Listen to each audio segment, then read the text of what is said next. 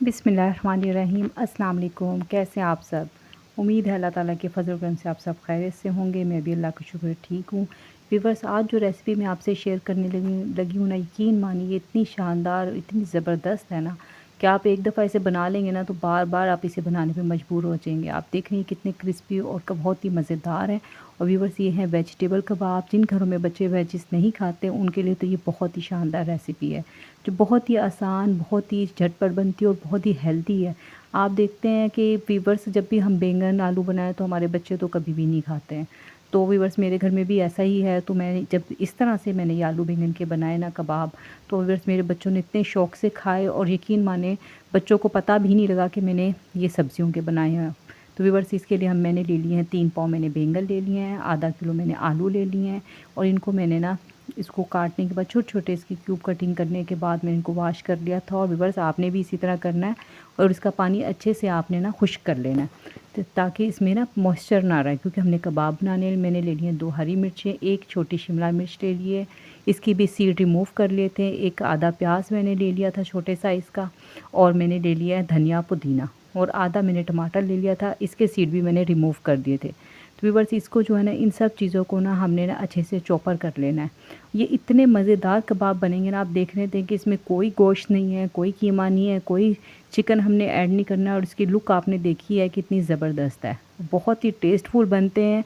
यकीन मानिए, आपने एक दफ़ा बना लिया ना, आप बार बार बनाएंगे। ये देखें, ये मैंने इसको अच्छे से चॉपर कर लिया है। देखें कितना अच्छा सा इसका मिक्सचर हो गया है। और व्यूअर्स, आपने ये करना है इसको चॉपर करने के बाद, क्योंकि ये पानी वाली सब्जियां हैं, तो आपने इसको किसी स्ट्रेनर में रख देना है आधे घंटे के लिए, ताकि इसका पानी सारा रिमूव हो जाए।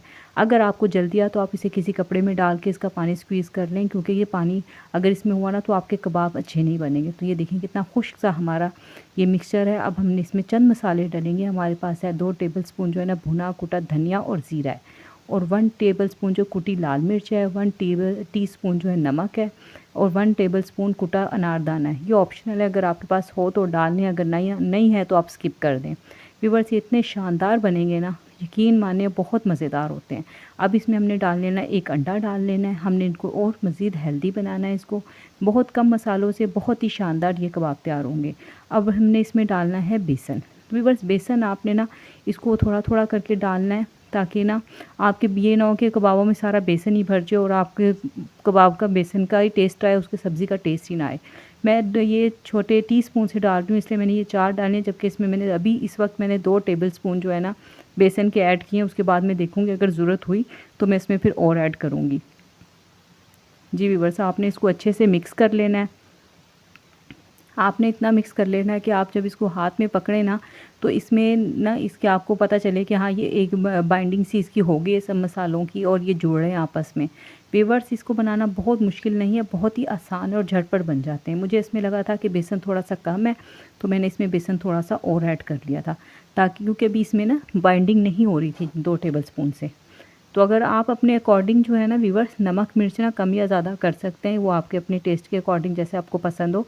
मैंने ये नॉर्मल सी है, ये इसके हिसाब से ठीक थी। व्यूअर्स, ये देखें, अब मैं हाथ में करके देख रही हूँ तो सही इसके ना सही गोला सा बन रहा है।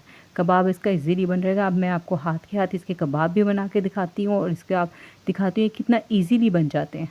जी व्यूअर्स, मैंने एक फ्राई पैन ले लिया है और उसमें मैंने ऑयल डाल लिया। व्यूअर्स, मैंने ऑयल बहुत ज़्यादा इसमें नहीं डाला है, क्योंकि ये बहुत ज़्यादा ऑयल नहीं लेते हैं।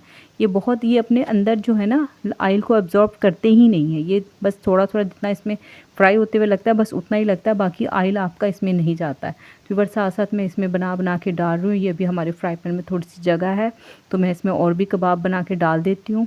और व्यूअर्स, आपने ना इसको ना पहले 2 से 3 मिनट ना इसको आपने पलटना नहीं है, क्योंकि इसमें जो है ना अभी हमारी सब्जियां सारी कच्ची हैं, तो हमने इसको 4 से 5 मिनट तक तकरीबन पकाना है। तो आप इसको जब तक ये हल्के हल्के से एक साइड से ब्राउन नहीं हो जाते ना, आपने इसको टर्न नहीं करना। 2 से 3 मिनट बाद हम इसको टर्न करेंगे और ये इजीली टर्न हो जाएंगे। और हमने इसको पकाना भी क्योंकि सब्जियां हमारी अच्छे से गल जाएं। जी व्यूअर्स, आपने देखा इसका एक साइड से कलर कितना खूबसूरत आ गया। और ये देखिए इजीली ये हम इसको अलट पलट कर सकते हैं, कोई मुश्किल नहीं है। बहुत अच्छी इसकी बाइंडिंग हो गई है। बस इसमें शर्त ये है कि आपने इसमें मॉइस्चर नहीं छोड़ना है। आपने इसमें से जब भी इसको आप चॉपर करें, उसके बाद आपने इसका पानी अच्छे से रिमूव करना है। और व्यूअर्स एक टिप मैं आपसे शेयर करूँ, जब भी आप किसी भी किस्म के कबाब बनाएं, वेजिस के हों, शामी कबाब हों, चिकन के कोई भी हो ना, आप इसको फ़ोर्क की मदद से अलट पलट किया करें। इससे क्या होता है, हमारे कबाब ना ऐसे लगता है जैसे हम हल्के हाथों से इसे पलट रहे हैं, तो वो ईज़िली होते हैं, उनको मुड़ते नहीं। अब हम सब चूल्हा से या चिमटे की मदद से या किसी भी चीज़ से हम जब पलटते हैं ना, तो वो टूट जाते हैं। जब आप फ़ोर्क की मदद से करते हैं ना, तो व्यूअर्स ये बहुत ईज़िली हो जाते हैं। देखिए हमारे कबाब बन के तैयार हो गए। अगर आप इसके साथ धनिए की, पुदीने की कोई भी चटनी बना के इस्तेमाल करें, बहुत ही मज़े की लगती है। मैंने इसके साथ पुदीने की चटनी बनाई थी, उसकी रेसिपी भी मेरे चैनल पे आपको मिल जाएगी। ये बहुत ही खुशक ड्राई हैं, यानी कि मेरे ड्राई से मुराद है कि ऑयल नहीं लेते हैं, ये हेल्दी हैं।